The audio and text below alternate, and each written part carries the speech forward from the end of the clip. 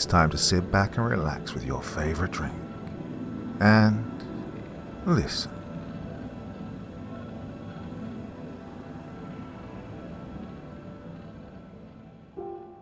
When I was younger, I contracted a viral infection which had a pretty nasty effect on my body. I was rushed to hospital where I stayed for more than a week, losing about 10 kilos in the space of that time. The doctors were absolutely stumped and just kept me there and did their best, and fortunately, I came out the other end alive and kicking. But still a mystery to the doctors involved and to me. But such is the way of life. Something similar happens in tonight's story. The Neighbors Above. I recently came to the Midwest at the behest of my wife, who is absolutely enthralled by the people and scenery of the region she grew up in. It was the one place she wanted to start her career with the community she cared about the most.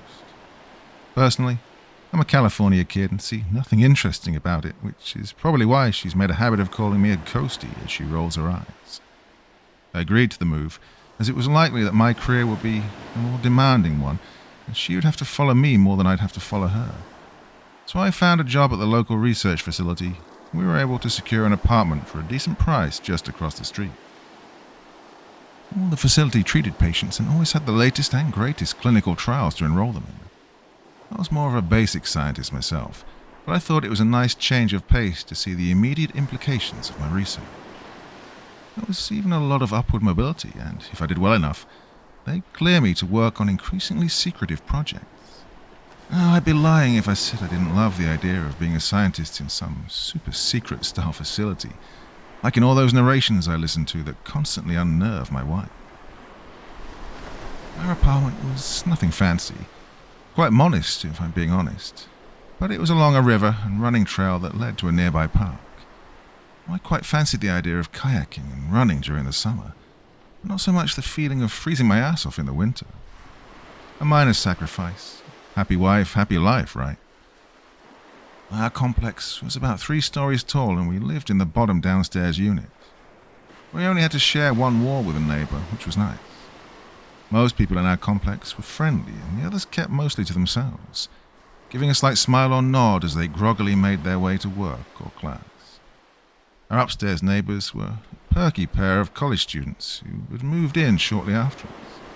One of them wore her hair in a short blonde bob, and her roommate had grown her jet-black hair Rapunzel style. They moved in with a beefy and friendly dog who looked up at them like they were his whole world, and at me like a potential new friend. I first met them on my way back from work as they were struggling to lug a large sofa upstairs. Their uncle stood outside with his hands on his hips, seemingly contemplating if helping his niece was worth the damage to his back. Their aunt looked equally worried, peering around in her sun hat and dark shades. Need any help?" I asked as I unlocked the building door. Their uncle looked over toward me thankfully. "Oh, absolutely. I had no idea what I was going to do with this damn thing." I grabbed one end of the couch. "Let's lift on 3, okay?" I feared for my own back, as it wasn't in the best condition either. We had moved a lot growing up, and I'd thrown it out more than a few times. And after getting upstairs, their aunt thanked me profusely and even brought me a few chocolate chip cookies. How she knew I had a voracious sweet tooth, I don't know, but I made sure not to leave a trace to avoid a lecture from my wife. What can I say? We all have our vices. Not long after we'd settled in, a pandemic had hit our small city. We stocked up on food and essentials, predicting that everyone's panic would make simple household items limited. I never had to buy the 36 rolls of toilet paper, but, here we were. I welcomed the time as my job had begun ramping down and only the personnel who worked on the lower levels could come in for work. They still had patients to care for and all too important experiments to run. Many, they claimed, were too important for understanding the current outbreak. Our research group met sparingly over Zoom, mostly to check in. I had great colleagues and we hung out often after the calls. I'd say I was closest to Claire, as we worked back to back when she wasn't held up in the dungeon for work. The labs we currently worked in had high windows with limited sun exposure, But further down below, I heard that there was absolutely no indication of what time of day it was outside of digital clocks that hung sparingly along the walls. She often told me to enjoy my vacation after every meeting. "I'll tell the sun you said hello," I'd retort. My wife spent her time catching up on Netflix and talking to family. An acquaintance had even provided us with homemade masks so we could still go out and about when needed. Why people fought so hard against them, I'll never know. However, 1 month into lockdown, things started to get, well, weird. One day around noon, I went downstairs into the basement of our complex to wash the next 2 loads of clothes when I ran into our neighbor with the black hair. She was sitting by the window next to one of the dryers and looked up at me, face gaunt and eyes sunken. "I think I caught that stupid bug that's going around." She then tried to stifle a small cough. I kept my distance as I loaded the clothes into the washer and did a quick check to make sure my mask was secure. "Damn, that sucks. Should you really be down here washing clothes then? I'm pretty sure you're supposed to stay in bed and away from people." She chuckled and swayed back and forth to a song only she could hear. I needed a break from my roommate. She kicked her legs back and forth, hitting the wall beneath her. Yeah, she kept telling me I wasn't being careful enough. Kind of a bitch about it. So now I'm sick and she's constantly making passive-aggressive comments. Thought I might as well get something done and get some air. She thumbed to the open window behind her. Even the damn dog is acting strange around me. I didn't want to stay down there long with her. Afraid I'd catch whatever she had myself. My wife and I were already nervous about what was going around. "Well, here's to you getting better. You drink plenty of tea and make sure you get some rest. I'm sure you guys will make up soon." I closed the machine and gave her a nod. She smiled back and I quickly walked upstairs. I started going downstairs to do laundry at night when it was less occupied, but I always felt on edge. You ever felt like someone was watching you, but no matter how fast you turned or where you looked, you couldn't find them? Because of this, I always rushed back upstairs to the apartment. It had been about a month, and we hadn't seen much of our new neighbors, which was expected. But as time continued, we'd heard less movement upstairs during the day. Eventually, it stopped completely, only to pick up around midnight, when you could hear our neighbors clambering around and speaking frantically in hushed tones until morning. What on earth are they doing up there? Sounds like a whole adult football team stomping around, my wife lamented as she set her book down. I assumed their dog was also running around, though tonight he sounded especially rambunctious as he barked and ran around above us. Fortunately, my wife was a heavy sleeper, and the awkward stomping blended into the natural nighttime noise that flowed in from our open window. I was awoken early in the morning by the frantic vibrating of my phone. I quickly realized it was the work number on the bright screen as it blinded me. "Hello?" "Hey, Marcus, it's Claire. Just checking in.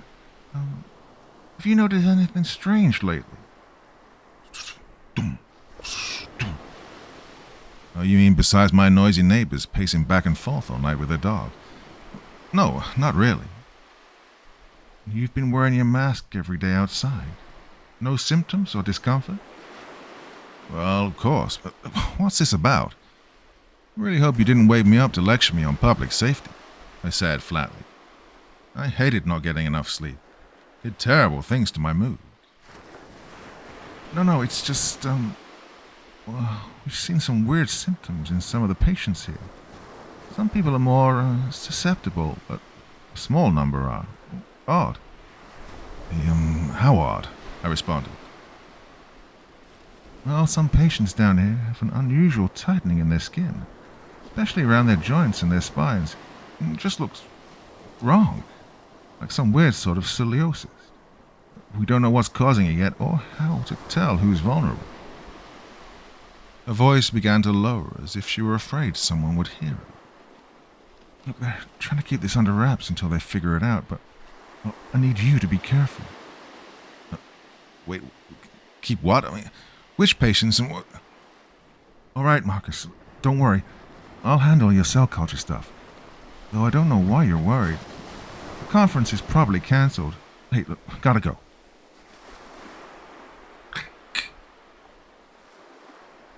What the hell? I don't know what's going on, but I wasn't dumb enough to call back. She was obviously covering for something. Plus, well, what was she saying about being susceptible?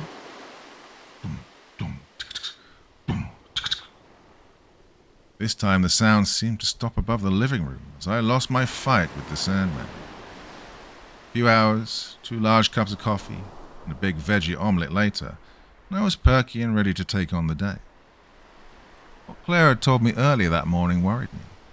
I tried to call back under the guise of checking on my experiments.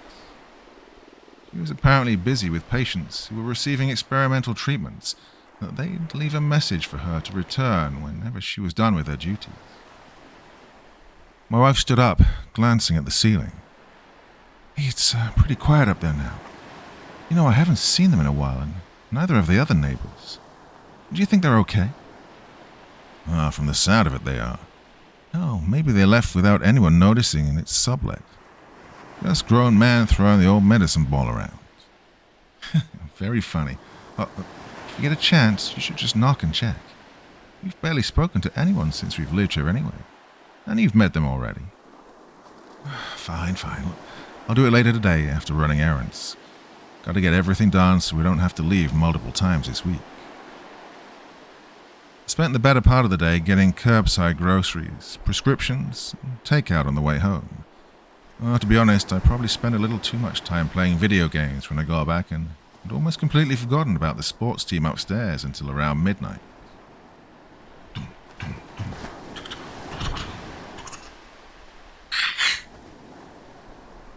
It sounded as if there were an odd number of legs clambering around, even if all 3 occupants were moving around. Why the hell were they all moving at the same time? Did they all wake up together and decide to do the longest apartment relay known to man? My wife sighed, closing her laptop. Okay, this is ridiculous. I'm going up there. That last noise did not sound okay, and either way, they need to turn down. Don't worry. I already said I'd do it. Just go back to your work. Then threw on my jeans and a t-shirt, slipped on some flip-flops and headed out the door. I was immediately hit with an odd smell. Geez, did someone let their garbage overflow again? I muttered as I climbed the stairs, but as I reached the top, a distinct taste of copper settled on the back of my tongue. The taste and smell got stronger as I slowly walked up to our neighbor's door, now more and more nervous at the possibility that someone might be hurt. Or even worse, everything was fine and they'd think I was a weirdo. Well, I'm an awkward introvert, so sue me. I heard a soft whisper behind the door, followed by what sounded like teeth chattering. I called out in a low voice as I rapped on the door. Hey, this is your neighbor downstairs. I just wanted to check on you. Sounds like you're playing tennis in there. Is everything all right? Silence followed, by a soft whine and further chattering. Hey, are you okay in there? Do you need help? I knocked again, slightly harder than before. No answer. I tried the handle and was able to slowly push the door open. The distinct smell of blood and rot hit me like a truck as I stepped inside. Well, don't think I'll ever have a full night of sleep again. My mind forever twisted. The entire apartment was covered in viscera, a sloppy trail leading to the faint remains of what was once their dog strewn across the kitchen floor.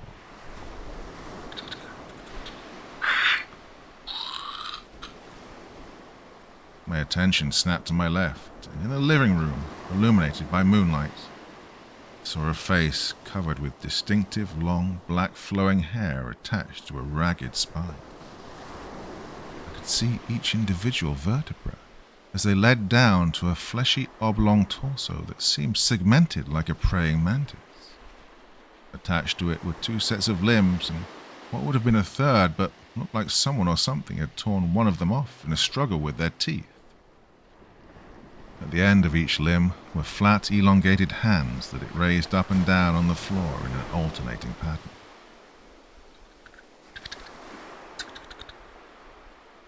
Long, bony arms, closer to the base of its neck, held a rag doll up to its face. It was the blonde roommate. It was taking messy bites out of her skull as easily as you would an apple. Halfway down the poor girl's skull, still biting, still crunching, its head swaying to and fro in a rhythmic pattern, with its tapping as if it were savouring every bite. I always imagined that in a dangerous situation, I would instinctively know what to do, that my fight or flight would kick in and I'd act, arrogantly thinking that even in an unbelievable supernatural situation, my love of horror movies would give me the ability to fight and outwit any creature. But there I sat, frozen until I let out a short but heavy breath. The creature slowly turned toward me, its face reminiscent of the roommate I'd helped those months ago, her descended jaw closing into a wide, toothy smile, her teeth so unbelievably sharp that they might glisten in the moonlight if they weren't so yellow. She motioned the corpse of her former roommate toward me, as an offering of her meal. Petrified, I shook my head slowly, and she brought a long, gnarled finger to her lips. My screams were choked in my throat as she turned back and took another bite that snapped off in her mouth like the end of an ice cream cone. Breaking from my shock, I backed out of the room. I quickly and deftly shut the door and made a steady pace downstairs, afraid any sign of fear would cause the creature to come after me next. My wife was back to work on her laptop in the living room when I rushed in and grabbed her arm. No questions. Let's go, now. Fortunately for me, though my wife was confused, she generally trusted my decisions, and seeing the pure terror and determination in my eyes, she got up. I grabbed my work badge and a pair of masks, and we ran across the street to the front doors of the medical facility. As I looked back, I could see piercing eyes behind a cloak of black hair, and a bloody, disgusting hand pressed against the window, still swaying back and forth in amusement. I marched right past the front desk, and the usual night nurse called after me. One of our neighbors is exhibiting symptoms, I said, recalling what Claire had told me on the phone earlier. She turned around in her seat and picked up the building phone. Well, you want us to call for a doctor? We can send a couple paramedics over right now, since you're right across the street. Odd symptoms. Symptoms that Claire might have noticed in the work she's been doing in the basement. The nurse's expression changed to a grim look. I punched some numbers into the phone, and within minutes my wife and I were taken into an elevator that opened into a hallway where Claire was anxiously waiting.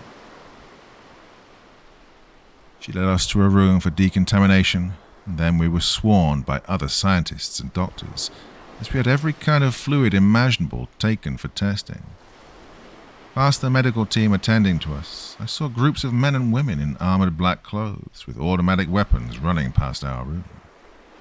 People I'd never noticed before, but then again, I hadn't been cleared for work in this part of the building. After a physical examination and expedient lab results, Claire came back into our room. She looked at us with a solemn expression. Well, I did tell you to wear a mask.